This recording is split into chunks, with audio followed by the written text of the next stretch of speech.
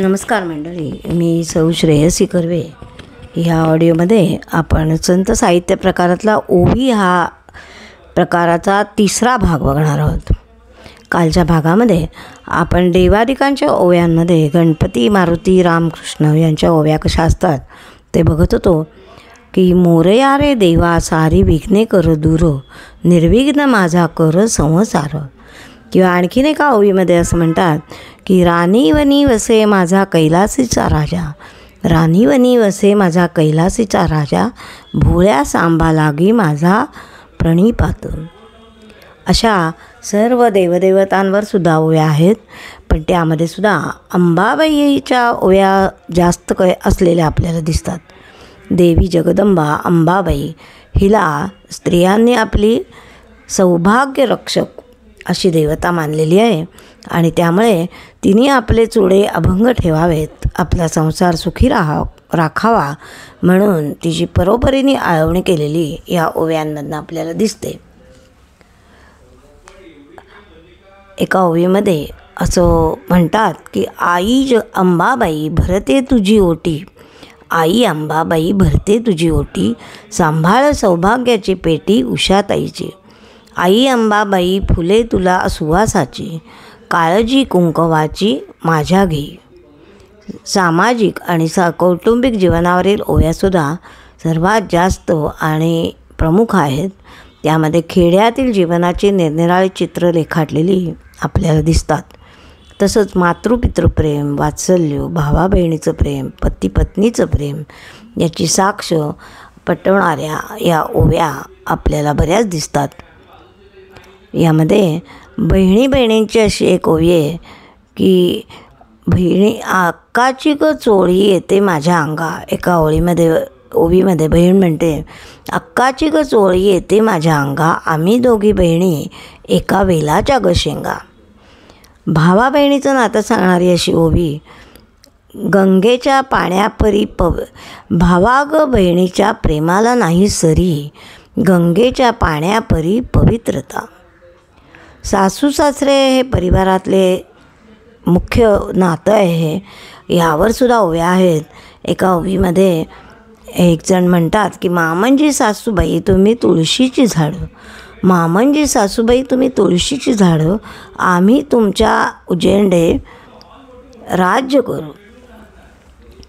तर शेजारणीला म्हणतात, शेजारणी बाई तुझा शेजार ग चांगला, शेजारणी बाई तुझा शेजार ग चांगला, नाही मला आठवण माय बाप. अशा आणि कितीतरी ओव्यांनी बोली भाषेतल्या या काव्याने आज इतका मोठा काळ आपल्या मनाला आनंद दिलेला आहे. ग्रामीण भागातलं जीवन हे शहरी जीवनापासून अगदी वेगळं असतं. ग्रामीण जीवन हे श्रमाधिष्ठित असं जीवन आहे. हे श्रम मळ्यात, शेतात, अंगणात, परसात असे केलेले आपल्याला दिसतात. त्यामुळे अर्थातच गुरे वासरं, बैलजोडी, गावातली माणसं, सण उत्सव हेच विषय त्यांच्या ओवी रचनांमधनं आपल्याला दिसतात. जीवनातल्या विविध अंगाविषयी ग्रामीण स्त्रियांनी कितीतरी सुंदर ओव्या लिहिल्या, वरही आपण बघितल्या. त्याचंच एक उदाहरण आणखीन, सकाळच्या पारी हात जोडीते डोंगर आला, सकाळच्या पारी हात जोडीते डोंगर आला, खोंड खिलारी नांगर आलो. पाऊस पडतो मोत्यांचा शिरवा, पाऊस पडतो मोत्यांचा शिरवा, मळा सर्व्याचा हिरवा, मळा सर्व्याचा हिरवा. वाटेवरली लक्ष्मी आली दडत लपत, वाटेवरली लक्ष्मी आली दडत लपत, धान्याची ग रास पडली सोप्यात. शेतकऱ्याची बायको असं म्हणते की धान्याची ग रास पडली सोप्यात. अशा आणि कितीतरी ओव्यांनी समृद्ध केलेलं असं हे ग्रामीण जीवन आजही खेड्यातील लोकांना आणि शहरी लोकांना आनंद देतं, श्रम करण्यासाठी उत्साह देतं, ऊर्जा देतं.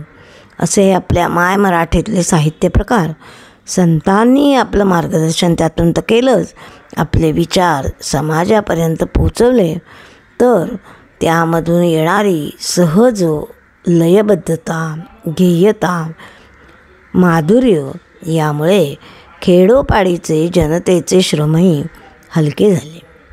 अशा या ओव्या काव्यरचनेच्या दृष्टीने सुद्धा या केलेल्या नसतात, तर त्या करणाऱ्याला झालेल्या असतात. त्या आपसुकच आलेल्या असतात, आतून आलेल्या असतात. त्यामुळे वाचणाऱ्याला सुद्धा अनंत काळापर्यंत त्या अतिशय निखळ असा आनंद देतात. ही ओवीबद्दलची माहिती आपल्याला आवडली तर आपल्या मित्रमैत्रिणींना जरूर कळवा आणि माझा श्रेयसी कर्वे हा यूट्यूब चॅनल सबस्क्राईब करा. या पुढच्या ऑडिओमध्ये आपण गोंधळ या साहित्य प्रकाराविषयीची माहिती घेणार आहोत. जय श्रीराम.